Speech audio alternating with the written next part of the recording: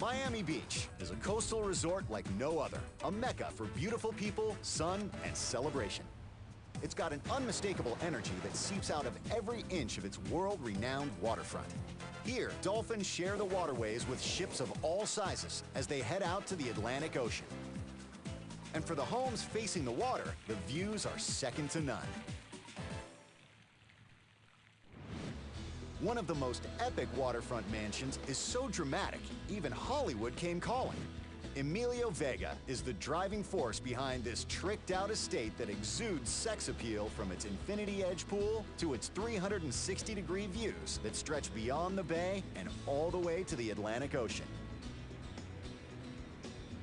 Between the main house and an attached guest apartment, it has 7 bedrooms and 8 bathrooms. This over-the-top opulence is one reason why Kim and Kourtney Kardashian made this their crash pad for a season of their hit show.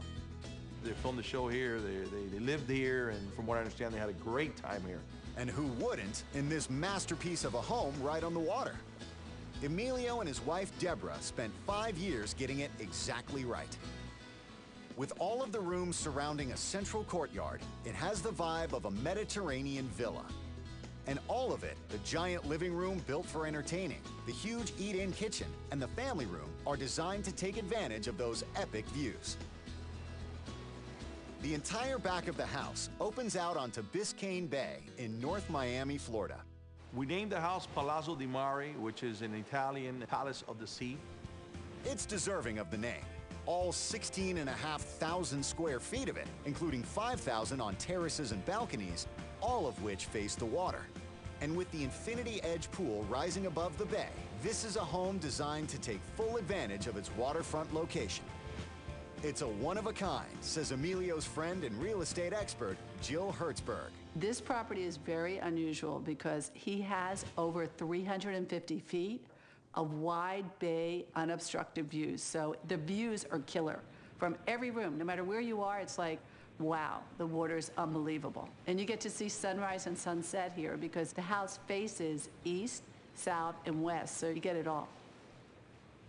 Emilio knows the sea well and recognizes he can't have paradise without storm protection. His masterpiece sits on the front lines of high winds and hurricanes, and with a young family, he refused to leave anything to chance. The most important thing in building the house for me was having a structure that will withstand a hurricane. The home is anchored in concrete, tons and tons of it. We have a 12-inch concrete joist with a 4 3/4-inch topping above it, and this is what we have on every single floor, floor by floor, first floor, second floor, and the roof structure as a whole.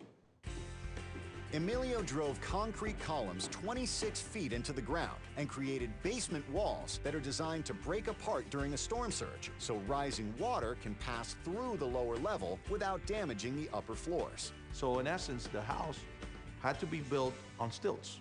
Once these walls collapse, the water goes underneath the structure and the entire house is supported with the actual concrete column. The structure of the home took 18 months to build. The interior, another 2.5 years, starting with the grand vision that kept growing. My wife and I, we were sitting in a restaurant and we got a piece of napkin and we drew it up in a napkin. Emilio wanted the home to capture the elegance of Florida in the 1920s and designed it to wow visitors from the minute they walked in the front door. When you come into the house, you see the widest bay view. It, in essence, creates an illusion with the infinity edge jacuzzi, which in turn goes into the infinity edge pool, which in turn gives you the optical illusion of going into Biscayne Bay. Just off the patio inside the house, Emilio created a massive living room.